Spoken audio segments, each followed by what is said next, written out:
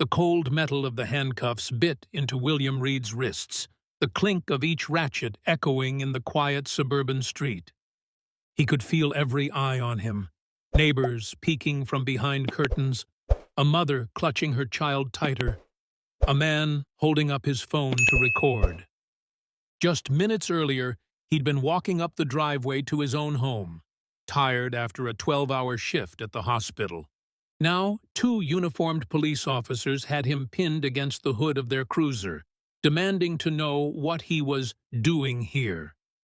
William tried to breathe steadily, but his heart was thundering. He knew what could happen if he said the wrong thing, moved the wrong way, or even looked at them the wrong way. And the worst part? One of the officers kept repeating the same words, almost like a mantra.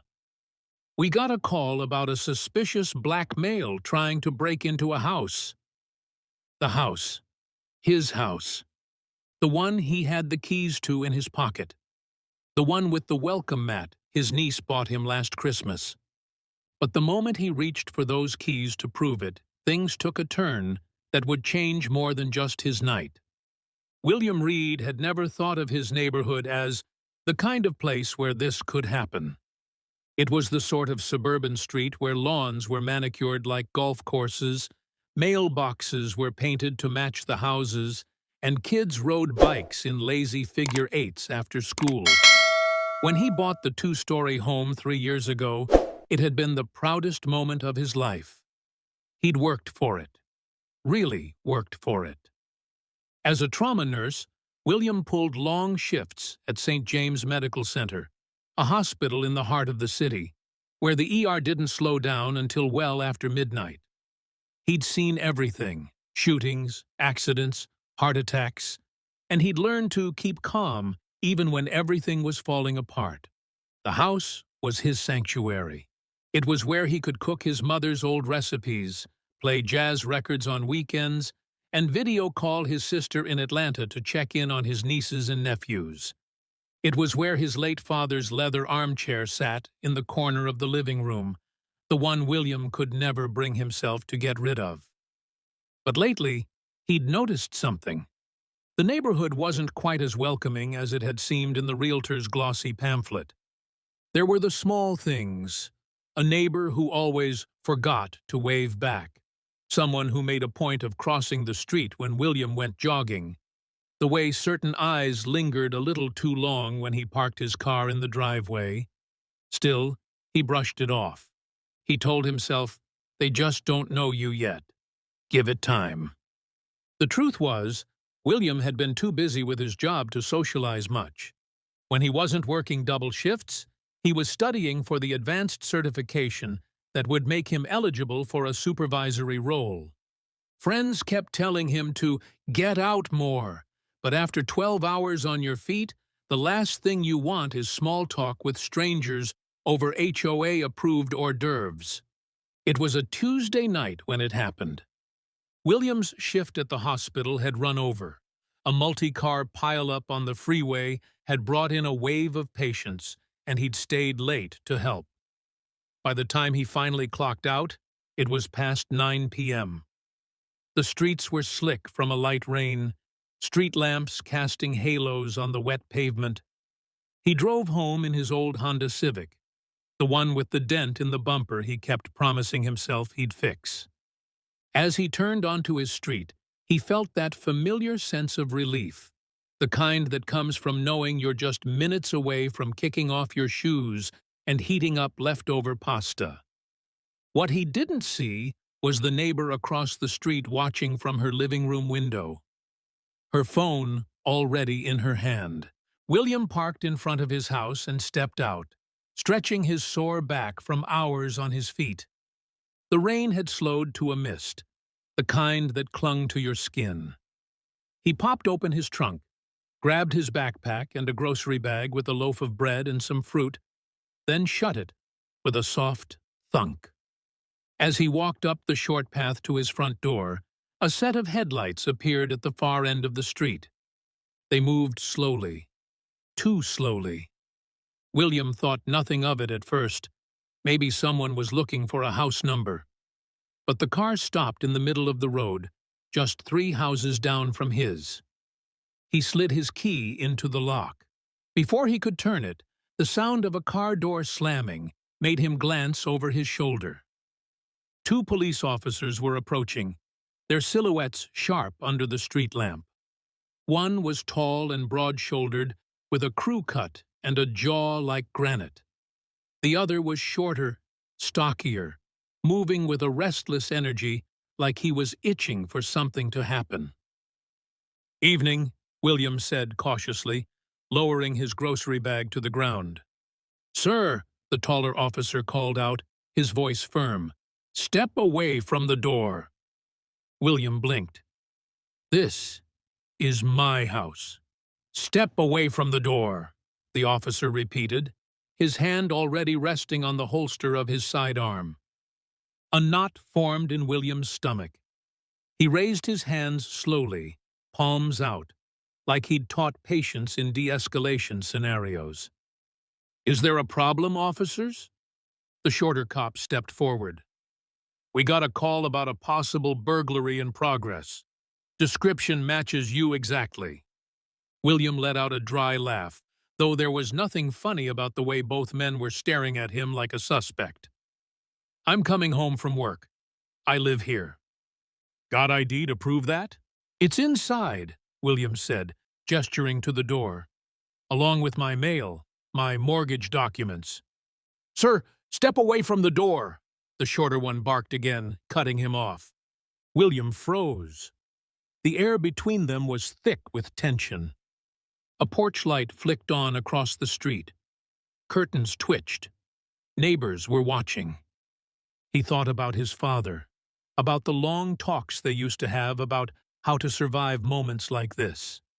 Stay calm. Keep your voice level. Make no sudden moves. "I'm reaching for my wallet," William said clearly. He moved slowly, pulling it from his back pocket and flipping it open to reveal his driver's license. The taller officer took it, glancing between the ID and William's face. But instead of softening, his expression hardened. "This doesn't prove you live here." William's pulse quickened. "The address on the license is correct." The shorter cop smirked. "Could have stolen it. Could be squatting." William's jaw tightened. "Squatting?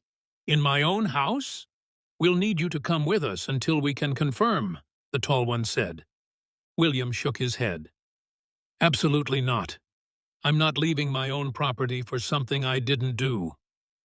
That was the moment the shorter officer stepped forward, grabbed William's arm, and twisted it behind his back. William felt the officer's grip tighten like a vice, the sudden jolt sending pain shooting up his shoulder. "Hey!" he protested, instinctively pulling back. "Stop resisting!" the shorter cop barked, twisting harder. "I'm not resisting! You're hurting me!" William gritted his teeth, trying to stay upright. The taller officer stepped in, grabbing William's other arm.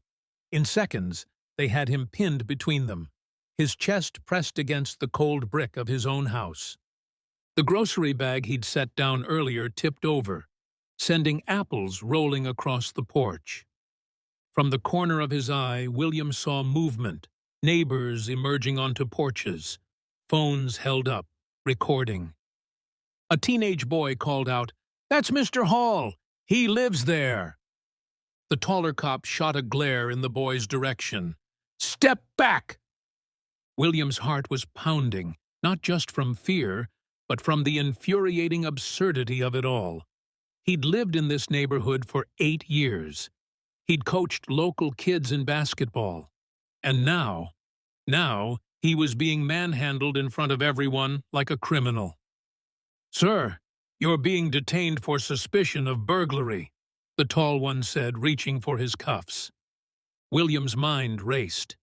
He knew how quickly this could go wrong. One wrong word, one wrong move, and his life could change forever. But before the cuffs clicked shut, a familiar voice cut through the chaos. "What the hell do you think you're doing?" Everyone turned. Coming down the sidewalk at a brisk pace was Officer Renee Thompson, one of the few in the precinct William respected. She was in plain clothes, but wore her badge on a chain around her neck. "Renee," William called, relief breaking through his anger. "Tell them I live here." The two cops looked surprised. "You know him?" the shorter one asked. She stopped just a few feet away, her eyes cold as steel. "I don't just know him. This man is William Hall, head of the city's Community Liaison Board, and the reason half your de-escalation training exists." The taller cop's grip faltered, but William wasn't done. "And you're on my front porch, accusing me of breaking into my own home." Renee crossed her arms. "Let him go. Now." The shorter officer hesitated, looking like he wanted to argue, but the taller one muttered something under his breath and released William's arm. William stepped back, rubbing his wrist. He wanted to let it go, but the humiliation, the sting of injustice, was too raw. "Get your sergeant on the line," he said. "We're going to talk about why two officers think approaching a black man at his own door equals probable cause." Murmurs rippled through the crowd of neighbors. Phones stayed up, cameras rolling. The taller cop's jaw clenched, but his hand went to his radio. "This is Unit 14, he muttered. "Requesting Sergeant Reynolds at 2406 West Birch Lane." Renee stood at William's side now, arms still crossed, gaze unwavering. "You two might want to start thinking about your statements," she said coolly, "because this is all being recorded, not just by the neighbors, but by that doorbell cam right there." The officers glanced toward the small black camera above William's door. A tiny red light blinked. William bent to pick up his scattered groceries. Apples were bruised, bread slightly crushed. But he didn't care. His mind was already in motion. He'd been fighting this kind of bias for years, in town halls, at school board meetings, in quiet one-on-one conversations with officers willing to listen. But never had it hit him so personally, on his own doorstep, in broad daylight. And now, he had an audience. A few minutes later, a police SUV pulled up, and out stepped Sergeant Reynolds, a stocky man in his 50s with salt and pepper hair. He looked around at the crowd of neighbors, at the phones, and then at William. "What's going on here?" he asked. William didn't raise his voice, but his words were sharp.